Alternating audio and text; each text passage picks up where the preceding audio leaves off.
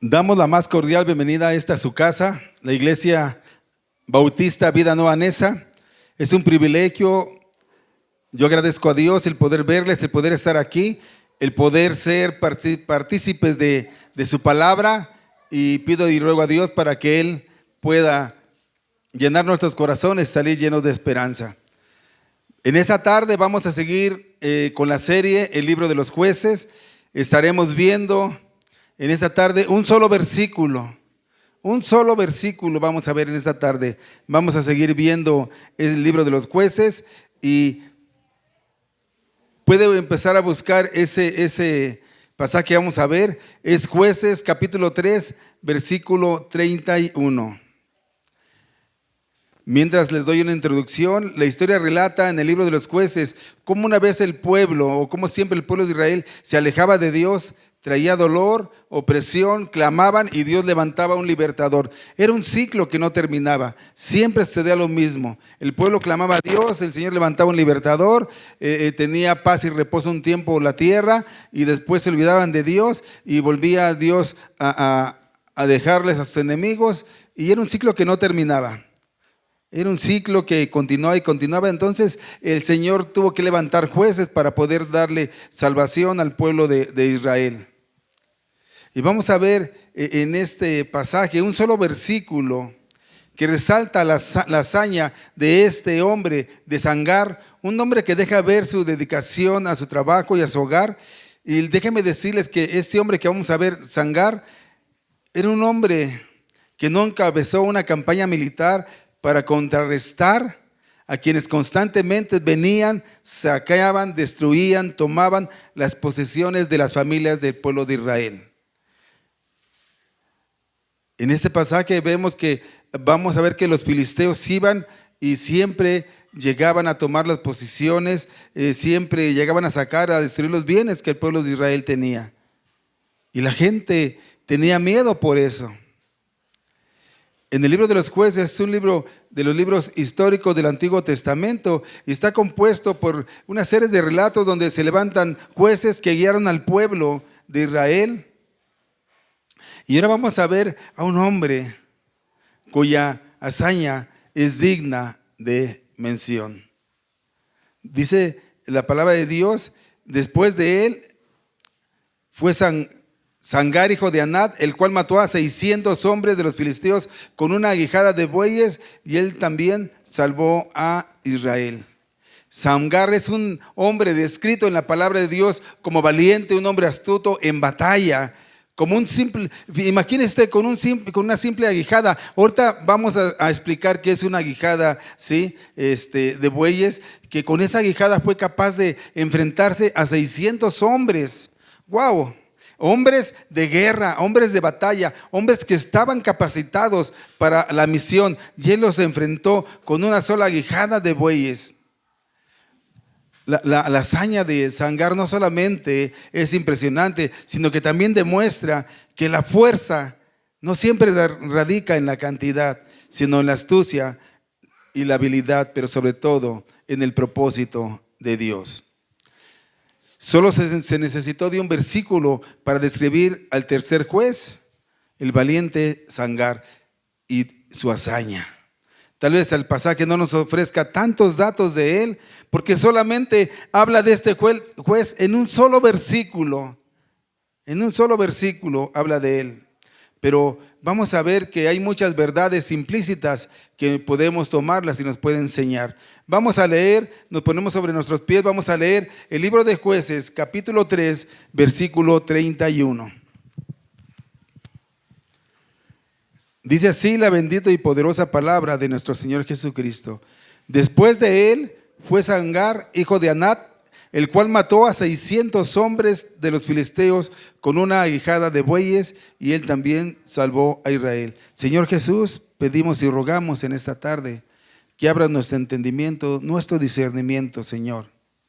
Que se cumpla tu propósito en el corazón y en la mente de cada uno de nosotros, que no salgamos iguales, sino que tu palabra, Señor, redarguya, instruya.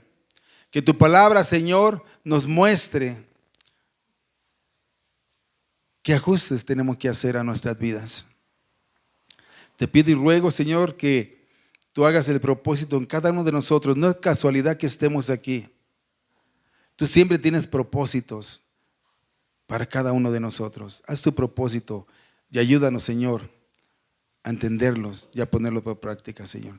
Te lo pedimos, Señor, rogamos, Señor, que mi incapacidad, Señor, que es vista desde los cielos, Señor, no sea impedimento para que tú puedas transmitir tu palabra a través del Espíritu Santo, Señor. Yo me declaro incapaz de ello, pero por tu gracia y por tu amor pido y ruego, Señor, que el Espíritu Santo hable a los corazones a través de tu palabra. Nos abandonamos en tus manos, Señor, y con el perdón de nuestros pecados, Señor, te pedimos y rogamos que tu palabra sea expuesta, no solamente por la boca, sino sea expuesta y retenida y guardada en nuestros corazones y en nuestras mentes. Te lo pido y ruego en el nombre de Jesús. Amén. Amén. Ocupe ese lugar. Un solo versículo está dedicado a Sangar. Un solo versículo, mis hermanos. Un solo versículo a este juez. ¿Y por qué decimos que fue un juez? No nos lo menciona directamente, pero dice después de él. ¿Después de quién? ¿Se recuerdan de quién hablamos la semana pasada? De Ahod. Un hombre que también fue importante, que fue un juez que liberó al pueblo de Israel y que después hubo 8 años de paz, de tranquilidad. Imagínese usted que usted está pasando por tormentos tremendos, por la vida cotidiana, por las cosas que pasan, y que usted pueda tener la plena y completa seguridad de que va a tener años felices, contento, sin problemas. ¡Wow! Eso es lo que hace el Señor.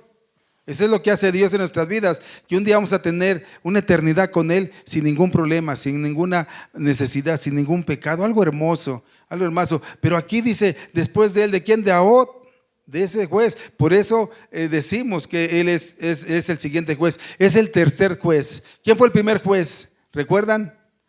Otoniel. El segundo, Ahod. Y este es Sangar. Es el tercer juez. Y dicen que él mató a 600. Él mató a 600. En el Jueces capítulo 5 y 6 indica que era contemporáneo de Débora y de Barat, otros jueces que vamos a estar viendo más adelante, y que era hijo de Anat. Lo que fue significativo para Sangar, déjenme decirles, fue el arma que usó. Dice que usó una ¿qué? Una aguijada. ¿Y qué es una aguijada? Déjeme tratar de explicarle qué es una aguijada, porque yo tampoco sabía que era una aguijada, pero tuve que ponerme a ver, y era era un palo fuerte de unos 2,5 metros, que de un lado tenía una especie como de pala, como ahora les ven, ¿sí? de metal, y del otro lado tenía una punta puntiaguda, bueno, una punta, pero que puntiaguda, que tenían que sacarle filo. Esa punta era usada para cuando araban los bueyes, no se salieran del camino, y él les picaba para que estuvieran en el camino. Y con el otro lado de la punta, la que era una pala, iba limpiando el camino, quitando las piedras, las heces y todo lo que hacían ahí. Entonces este era un instrumento muy útil para el agricultor, ¿sí? Para el ganadero, era muy útil. No era un instrumento para la guerra, ni mucho menos. Entonces por eso decimos que eso es lo sorprendente, ¿no? Es este instrumento que ellos usaban. Y déjeme decirle que eso era lo más cercano a una espada que podía tener este hombre. ¿Por qué? Porque los filisteos los habían agobiado ya tanto al pueblo de Israel, que les habían confiscado hasta sus armas. No tenían armas. Así había sido la opresión. Si puede poner nuestro hermano, primera carta de Samuel, capítulo 13, versículo 19. Si alguien le puede dar lectura, primera de Samuel, del 19 al 22. Primera carta de Samuel, o primer libro de Samuel, capítulo 13, versículo 19 al 22. Y en toda la tierra de Israel no se hallaba herrero, porque los filisteos habían dicho, para que los hebreos no hagan espada o lanza, por lo cual todos los de Israel tenían que descender a los filisteos para afilar cada uno la reja de su arado, su asadón, su hacha o su hoz. Y el precio era un pin por las rejas de arado y por los asadores, y la tercera parte de un ciclo por afilar las hachas y por componer las aguijadas,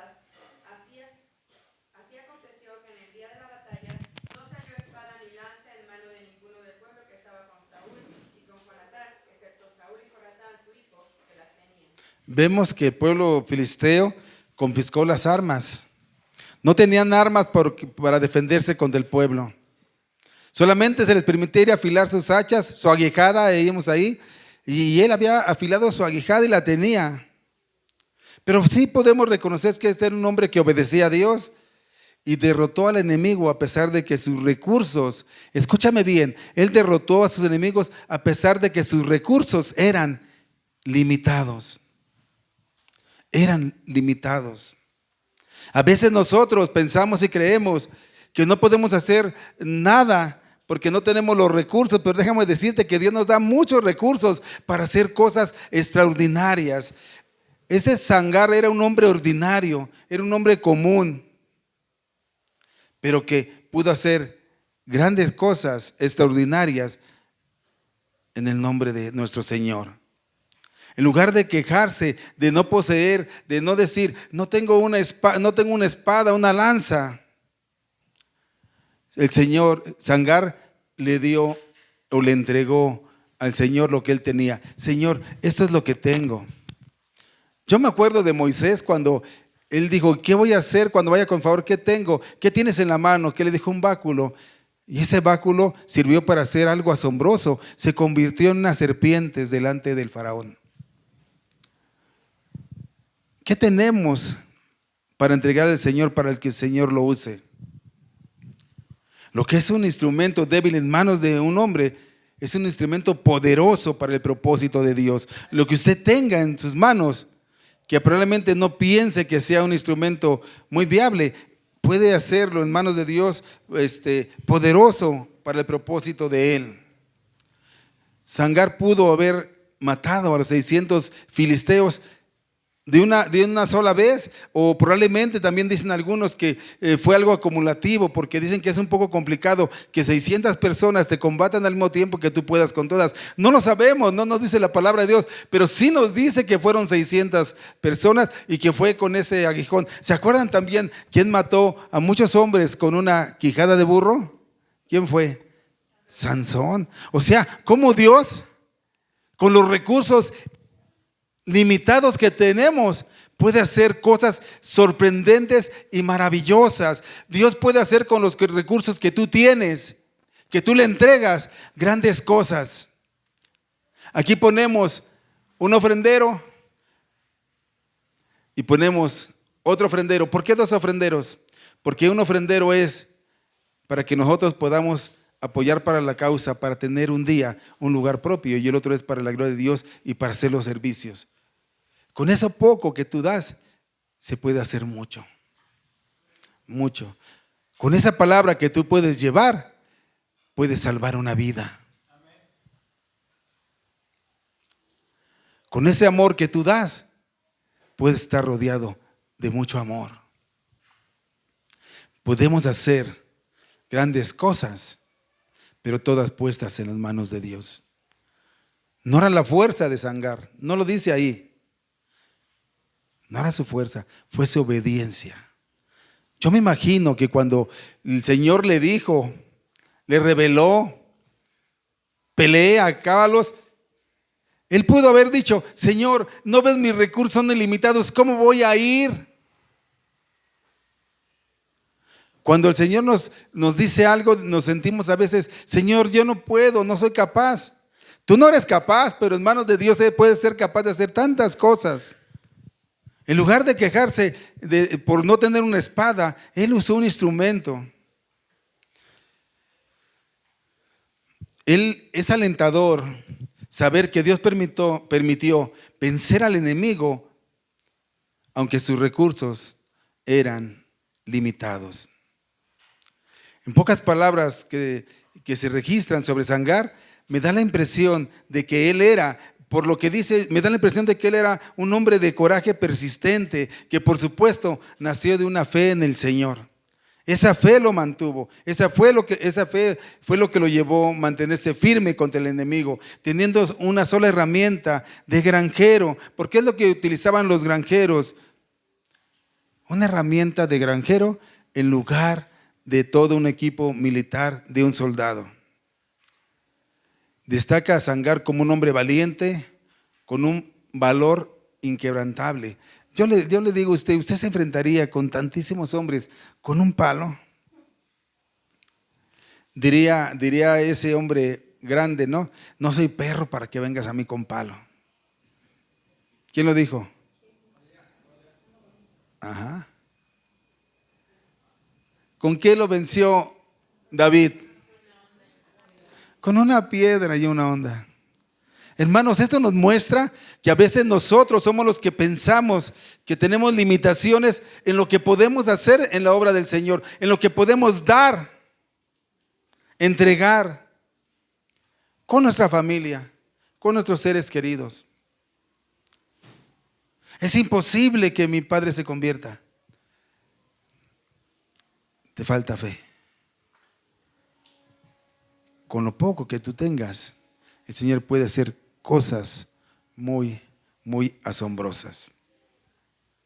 ¿Y qué será algo asombroso? ¿Qué significará asombroso? Algo extraordinario, algo que llama la atención, pero voy más allá. Algo asombroso en las manos de Dios es porque Él rebasa todas las cosas vigentes de la naturaleza. Él puede hacer lo que quiera, el Señor. Lo que Él quiera. Alguien dijo así, Charles Spurgeon dice o da a entender, dele todas las herramientas que tenga el Señor, defienda valientemente su posición y confíe en Dios para usar lo que tiene en su mano, para lograr grandes cosas para su gloria. El mundo busca estrategias, el mundo busca métodos para mejorar todo. Pero Dios está buscando mejores hombres y mejores mujeres que entiendan lo básico, el poder del Espíritu Santo, la estrategia sabia, el valor inquebrantable. Otoniel, Ahod y Sangar nos han mostrado ese camino. Podemos ver quién es Sangar en ese versículo corto, al final del 3er capítulo de Jueces. El sucesor de Ahod fue Sangar, hijo de Anat, quien derrotó 600 filisteos con una vara para arrear bueyes. Pero también lo importante, liberó a Israel. Y podemos ver en este versículo 3 cosas que hizo Sangar que produjeron un impacto extraordinario. Número 1, le ofreció su voluntad a Dios. Usó lo que Dios le había dado. Y número 3, se mantiene fiel ¿a quién? A Dios. Es algo que podemos aprender de Él. Es algo que debemos de reconocer de Él. Y el hacer estas 3 cosas fue suficiente para que pudiera dar salvación al pueblo de Israel. Es la historia de Sangar, nos debe de mover, debe de conmovernos. Era una persona ordinaria en un lugar ordinario, haciendo un trabajo ordinario, pero lo que hizo extraordinario no era nada, pero nada externo. Fue un impulso interno por hacer lo correcto y obedecer a Dios en el lugar donde se encontraba. Su trabajo era ser obediente a Dios, y repito, el trabajo era ser obediente a Dios y el resto era trabajo de Dios. Nosotros seamos obedientes a Dios y el resto Dios lo va a hacer. Lo mismo es posible para nosotros, mis hermanos, es una realidad. Si somos obedientes a Dios en medio de nuestras vidas ordinarias, Él puede tener un impacto extraordinario a través de nosotros, la gente puede verlo. Dudo mucho que Sangar se haya imaginado que Dios lo iba a utilizar para salvar a Israel. Si miramos más de cerca su vida, lo poquito que podemos encontrar, veremos varias cosas que podía haberle hecho sentir que no era el hombre idóneo para llevar el título de libertador de Israel. Primero veamos su ascendencia de familia. Sangar es un hombre con raíces cananeas, no hebreas como el pueblo de Israel. Este hecho ha llevado a algunos académicos a creer que posiblemente él fue un hombre tanto judío como gentil que se mezcló. Y como Dios le había ordenado a su pueblo que no se mezclara, probablemente él no venía de un linaje sanguíneo genuino de parte hebrea o del pueblo hebreo. Entonces esto le podía haber causado a él creer que él no podía llevar a cabo la poderosa obra que Dios le estaba encomendado. Luego vemos el asunto de su ocupación, el hecho de que Sangar utilizara una vara para arrear bueyes. Esto nos puede indicar que era un granjero, era un agricultor. Un granjero, un agricultor. Pero detengámonos aquí. ¿Cómo un granjero enfrentándose a un ejército organizado que contaba con 600 hombres? Si usted fuera Sangar, ¿qué le hubiera dicho al Señor si le dijera: pelea contra esos 600 hombres y termínalos? ¿Qué le diría a usted? Probablemente le dijera: Señor, ¿piensas que yo soy la persona adecuada para hacer eso? ¿Tú piensas que yo soy la persona? ¿Tú piensas que yo lo voy a poder hacer? Probablemente él pudo haber dicho eso o pensado eso. ¿Usted qué diría? Pero hermano, ¿qué decimos cuando nos ponen un trabajo mínimo por hacer? Nos quejamos. Nos quejamos. Vaya usted a los asilos. Una cosa tan sencilla. Y nos quejamos y le decimos: Señor, no, yo no puedo. Vaya a predicar, no puedo. Estábamos así. Imagínense si así hubiera pensado Sangar. Yo no sé qué habrá pasado por su cabeza. No podemos pasar por alto también la arma que él utilizó. Un arma improbable y ordinaria. Era un arma para guiar bueyes, no para librar una batalla. Y recuerde que ellos no tenían armas. Él solamente afiló su arma para el arado, pero el Señor lo usó.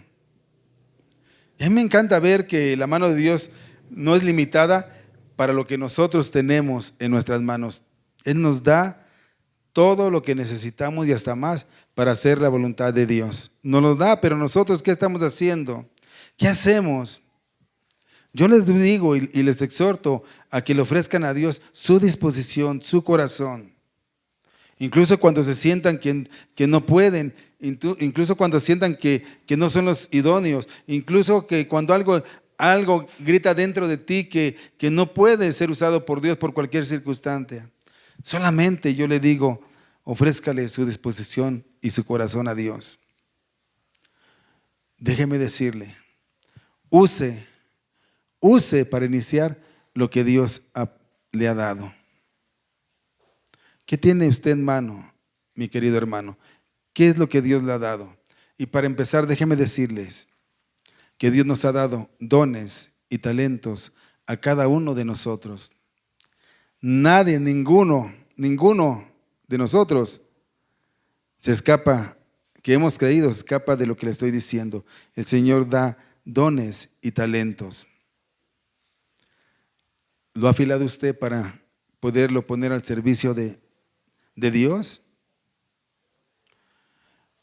Y elige creer que Dios puede usar eso cuando se le ofrece en humildad. ¿Qué dones tiene usted? ¿Qué talentos tiene usted que no ha puesto al servicio de Dios? Que puede servir para hacer cosas extraordinarias, maravillosas. Usted a lo mejor no lo sabe, no lo piensa, pero usted puede ser usado de grande manera para poder salvar, no al pueblo de Israel, sino poder salvar a tanta gente que se está perdiendo en el mundo. Pero tenemos que ser fieles a Dios, tenemos que tener la fe, tenemos que usar lo que tenemos en nuestras manos. Eso es lo que hizo este hombre Sangar. Eso fue lo que pasó. Él fue fiel, él fue obediente, él confió y él ofreció lo que tenía en sus manos para el propósito que Dios iba a hacer con él. Y era para salvar al pueblo de Israel. Dios ha puesto algo en nuestras manos y usted lo sabe. Pero nosotros no queremos afilar esa herramienta. No queremos usarla. Eso es grave, mi hermano. Manténgase fiel a Dios. Dios lo creó a usted y nos hizo diferentes unos de otros. Pero aún en esa diferencia, Él nos llama para que obremos y trabajemos en las cosas de Dios. Ya sea que usted trabaje en el ministerio, en el mundo, con los niños, observe con humildad, o observe así con toda humildad, cómo Dios usa las vidas de aquellos que están dispuestos, que son obedientes, para lograr cosas extraordinarias en su nombre. ¿Qué herramienta tiene usted para enfrentar las situaciones difíciles que estamos pasando? Seamos astutos, siendo ordinarios, confiemos en Dios, en un Dios extraordinario. Nos ha dado brazos, boca, sentimiento, conocimiento. Úselo para glorificar a Dios. Muchas veces un abrazo con la persona airada es suficiente. Una frase, te amo, te extraño, te perdono, perdóname, aquí estoy yo, cuentas conmigo. Todo eso rompe la estructura, todo eso rompe las barreras que ni imaginamos. Siendo ordinarios, con reacciones extraordinarias puestas en las manos de Dios y mostradas con astucia, podemos vencer muchos enemigos. En una ocasión, unos familiares se molestaron con nosotros, con mi esposa y conmigo, con razones injustificadas completamente. Y pasado un tiempo, mi familiar enfermó gravemente, estaba en el hospital.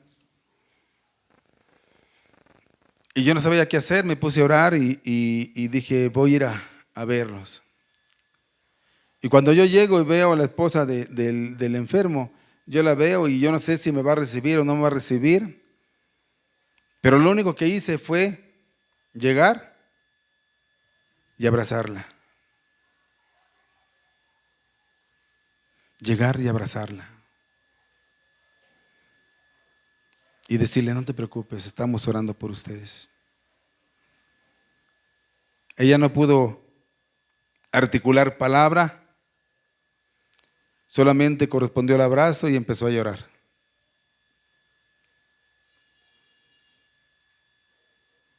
El Señor rompiendo toda la estructura que tenía en su mente y en su corazón.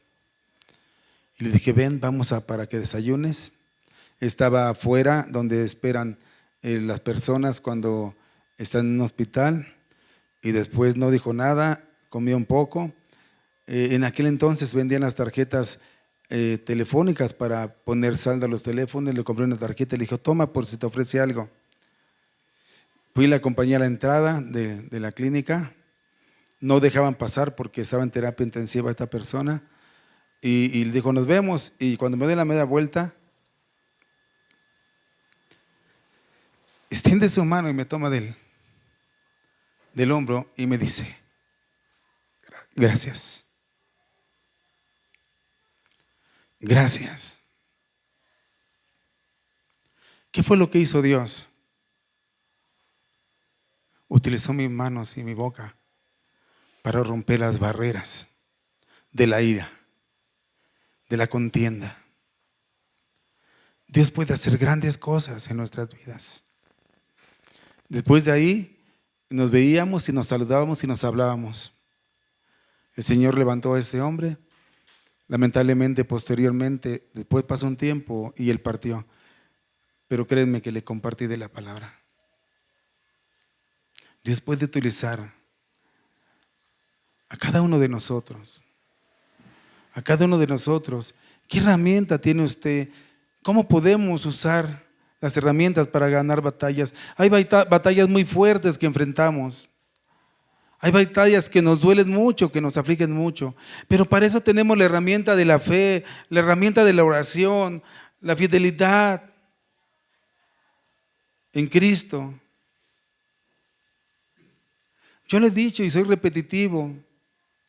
A veces pensamos que con la oración no pasa nada. Y déjame decirle que sí, porque tenemos una comunicación constante con Dios, con nuestro Creador, que conoce todas las circunstancias que estamos pasando. Y algunas de ellas o todas ellas, Él la orquesta todo para que nosotros podamos crecer en gracia, para que nosotros podamos madurar, para que nosotros podamos cambiar nuestro carácter al carácter del Hijo de Dios. Y a veces nos duelen todas esas cosas y cosas que pasamos, enfermedades, pero cuando nosotros vamos y clamamos a nuestro Creador, que está la expectativa a que nosotros le hablemos, le clamemos cada minuto, las 24 horas del día, toda la semana, todo el mes, todos los años. Tenemos un Dios poderoso, un Dios que está ahí esperando que nosotros le hablemos, le clamemos y le digamos: Señor, Señor. ¿Y para qué oran, pastor? Si Dios ya tiene su propósito definido para lo que Él quiera. ¿Qué importancia tiene orar? Y déjame decirte que es tan importante, porque al orar, creamos una relación hermosa con el Padre. Al orar creamos hábitos. Al orar incrementamos nuestra fe. Pero lo más maravilloso y más sutil que nos puede pasar es cuando oramos, estamos dependiendo de nuestro Padre. Cuando oramos, decimos: Señor, te entrego todo lo que soy. Te entrego mi ego, te entrego mi soberbia, te entrego mi pecado, te entrego todo lo que soy con humildad. Y soy humilde porque ya no dependo de mí. Ya no dependo de mis fuerzas, ya no dependo de mis pensamientos, sino ahora mi dependencia es de ti, completamente de ti. Hágase tu voluntad, Señor. Y te digo una cosa: Dios hace cosas maravillosas, extraordinarias en personas ordinarias. El Señor nos va moldeando nuestro carácter. Y no hay manera en que sea moldeado nuestro carácter, sino es a través de las cosas que pasamos. Pero ¿qué tenemos en nuestras manos para poder hacer cosas extraordinarias? Yo recuerdo a Moisés que estuvo pastoreando las ovejas de su suegro 40 años en el desierto, y el Señor le mandó a hablar, le habló, tuvo un encuentro con él y le dice: pero Señor, yo no sé hablar, usa otro, usa Gerardo, usa Alfredo. Si vieran cómo se convierte mi hermano cuando vamos al asilo, wow, un gran evangelista ahí en acción. Usa otro, yo no sé. Yo le digo, si ustedes ven los videos de ahora que fuimos al asilo, yo siempre les he dicho que yo no sé cantar, y me da mucha pena cuando mando un video y se escucha mi voz, porque digo: wow, cómo desafino. Pero el Señor nos usa. El Señor nos usa. Recuerdo a una moabita. El Señor usó a Moisés para que liberara al pueblo, hicieran cosas grandes y maravillosas, extraordinarias, que rompían todas las leyes de la naturaleza. Las hicieron y el Señor se mostró con gran poder. Recuerdo a una moabita tomando decisiones, diciéndole a su suegra: donde vayas, yo iré.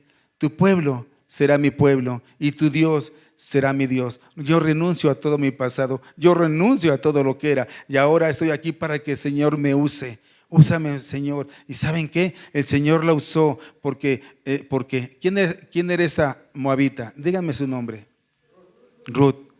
Y Ruth, el Señor lo usó para que fuera del linaje de Jesús. Era su tatarabuelita de Jesús. De una mujer ordinaria que ni judía era, Dios hizo cosas extraordinarias. Extraordinarias. De usted, varón, mujer ordinaria, Dios puede hacer cosas extraordinarias. Pero ¿qué tiene en sus manos? Puede hablar, puede mostrar su amor, su fe, puede abrazar, puede levantar sus manos, puede hincarse, puede hacer muchas cosas. Pero a veces nuestra soberbia, nuestra arrogancia, nuestro orgullo, que no ha sido quebrado, no nos deja ser humildes. No nos deja ser humildes, porque creemos que somos más fuertes que Dios, creemos que somos mejores que Dios, porque eso es lo que mostramos cuando somos así. Recuerdo al apóstol Pedro, un hombre ordinario que era pescador, y dice la Biblia, un hombre del vulgo, sin conocimiento, sin estudios, pero hizo algo extraordinario. Un día predicando ahí en Hechos 2, en el Pentecostés, dice que él predicó y se convirtieron por la palabra 3,000 almas. ¡Wow! Como un hombre que no sabía ni hablar, Dios usó sus palabras para convertir a 3,000 personas. Hombres ordinarios haciendo cosas extraordinarias en manos de Dios. Hombres ordinarios. Usted y yo somos hombres ordinarios. Y no digo corrientes porque luego se me molestan, pero hombres ordinarios y mujeres ordinarias. ¿Cuántas Ruths hay aquí? Vemos a Loaida y a Eunice, mujeres ordinarias que eran creyentes, pero el padre de Timoteo, un griego, él no era creyente, él no quería nada. En el mundo romano el padre tenía toda la autoridad para hacer lo que quisiera en su hogar, pero aún así ellas supieron cómo hacerle. Mujeres ordinarias hicieron algo extraordinario para que Timoteo fuera creciendo en el conocimiento del Señor hasta convertirse en un gran hombre de Dios, un siervo, llegando a ser pastor de la iglesia de Éfeso, de los más aventajados alumnos de Pablo. Mujeres y hombres ordinarios siendo utilizados por Dios con lo que tienen para hacer cosas extraordinarias. ¿Qué tiene usted, mi hermano? Estas mujeres guiaron, enseñaron a Timoteo. Y voy a abrir un paréntesis aquí. Los padres y los abuelos tenemos el gran privilegio de poder pasar a nuestros hijos el legado eterno. Mejor es esto que cualquier herencia que usted le pueda dar a sus hijos. Eso es nuestra fe en Dios.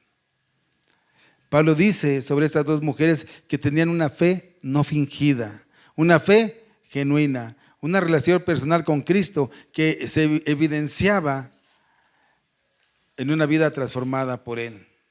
Una fe no fingida. Yo decía hace momentos que nosotros tenemos que ser reales, tenemos que ser genuinos.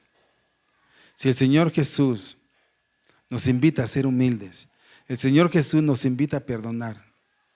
Una vez le preguntaron, ¿hasta cuántas veces tengo que perdonar, maestro? Hasta 70 veces 7, porque él creía, porque le dice, mira, yo ya perdoné, aquí nos enseñan que unas cuantas veces y si no ya, no, perdonen tantas veces hasta que esto sea un hábito, una cualidad en ustedes. ¿Cuántas veces? Si te hago una pregunta, analiza, ¿cuántas veces le pides perdón a Dios en tu vida? ¿Todos los días? Yo creo que todos los días le pedimos perdón.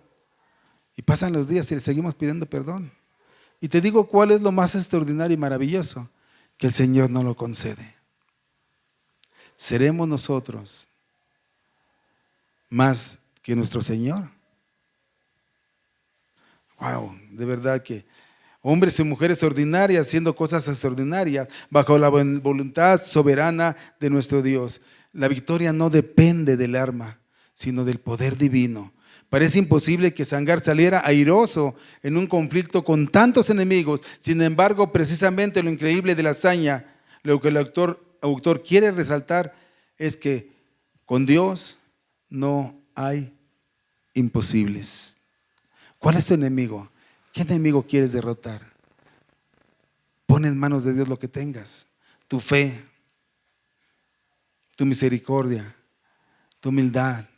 Pon en manos de Dios lo que tú tengas, tu don, tu talento. ¿Dónde estamos poniendo nuestros dones y nuestros talentos? Muchas veces y lamentablemente lo estamos poniendo en el mundo, allá en el mundo. Y no lo queremos poner para Dios. Hombres ordinarios, podemos hacer cosas extraordinarias puesta en las manos del Señor. Eso es lo que nos enseña Sangar. Un solo versículo para este hombre de Dios. Un solo versículo, pero que podemos ver tantas cosas de parte de Él. Tantas cosas. Yo no sé cómo haya sido la lucha. Yo no sé cómo haya enfrentado literalmente a sus enemigos. Pero si la Biblia expresa que venció y derrotó a esos y le dio muerte a esos 600 hombres, es porque así fue. Y yo lo creo por fe. Y esto me enseña que con lo que tenemos en nuestras manos, Dios puede hacer grandes cosas aunque tú digas o pienses que no puedes, que no eres digno, que no eres capaz, porque no está en ti lo que tengas que hacer, está en la voluntad y en el propósito de Dios. Hermanos, yo les digo que tenemos que ponernos en las manos de Dios y que Él puede hacer cosas grandes, asombrosas y maravillosas para la gloria de Dios, pero también para el beneficio de su pueblo, de sus hijos.